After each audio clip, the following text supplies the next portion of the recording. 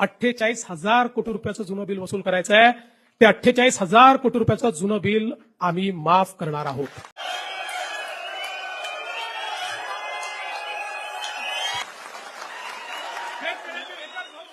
सगळ्यात महत्वाचं काही केलं असेल तर आमच्या शेतकऱ्यांना 7.5 हॉर्स पॉवर पर्यंत जो काही विजेचा खर्च होता ते वीज बिल माफ करण्याचा निर्णय आपल्या सरकारने घेतला.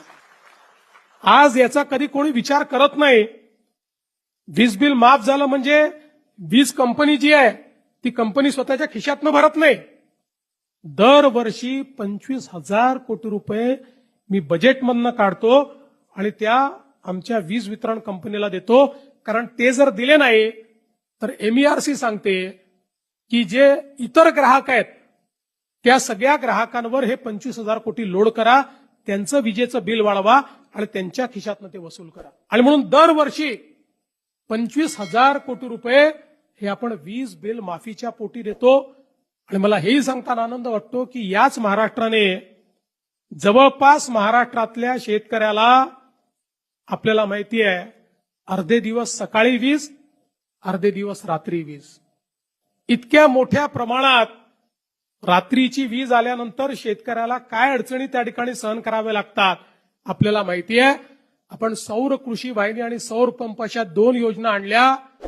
मला सांगताना अभिमान वाटतो की जे आम्ही सांगितलं आज राज्यातल्या 76% शेतकऱ्यांना आम्ही दिवसा वीज देतो आणि आमचा प्रयत्न हे वर्ष संपता 100% शेतकऱ्यांना दिवसा वीज आम्ही देऊ. आणि 8 तास आम्ही देतो. 10 तास जायचंय, नंतर 12 तास जायचंय. दिवसा 12 तास आमच्या शेतकऱ्यांना त्या ठिकाणी मोफत वीज देण्याचा निर्णय आम्ही करतो. आणि आता याच्याही पेक्षा एक अजून चांगला निर्णय जो आज मी जाहीर करणार आहे. आपल्याला कल्पना आहे की 7.5 हॉर्स पॉवर पर्यंत आता तुम्हाला बिल येत नाही, पण तुमच्या प्रत्येकाच्या नावाने जुनं बिल आहे. प्रत्येकाच्या नावाने आहे, ते खात्यात आहे, लिहून ठेवलं आहे. कधीतरी वसुलीला येऊ शकतं. आणि कुठलंही दुसरं कनेक्शन घ्यायचं झालं तर तो लाईनमन चेक करतो तुमच्यावर तर आहे जुनं बिल, मिळत नाही तुम्हाला.